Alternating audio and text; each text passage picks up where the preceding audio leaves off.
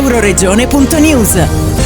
Urbanistica, più autonomia in Friuli Venezia Giulia. Entro fine 2024 saranno ultimati i lavori di riqualificazione della rete viaria di interconnessione tra Trieste Airport nel Goriziano per Go 2025. L'assessore alle infrastrutture, Cristina Mirante, dopo l'approvazione del disegno di legge Misure di programmazione strategica per lo sviluppo del sistema territoriale regionale in materia di infrastrutture e territorio, si è detta molto soddisfatta. Abbiamo voluto esprimere con questo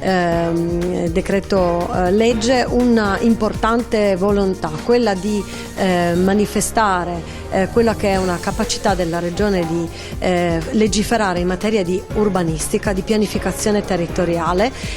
non andando soltanto a considerare il paesaggio come l'unico elemento, ma un elemento che si integra in una visione più ampia, e quindi lo abbiamo fatto andando a fare una norma che non è di semplificazione, ma che è una norma invece che ha una visione molto chiara. Dall'altro lato, per quanto riguarda invece poi la realizzazione e la messa a terra delle opere pubbliche, abbiamo lavorato di concerto con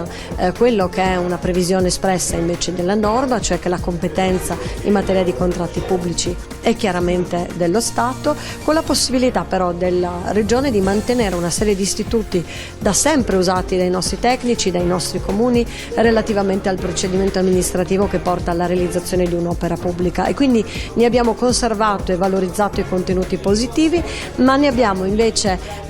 sposato in maniera entusiasta, tra l'altro, quello che sono i contenuti del decreto legislativo 36 del 2023, il famoso codice dei contratti pubblici che il governo Meloni ha sostenuto e che sta dando già buoni frutti e un grande riscontro da parte di tutti gli operatori economici e professionisti che lo usano nella quotidianità. Da Trieste per Euroregione News, Marco Mascioli.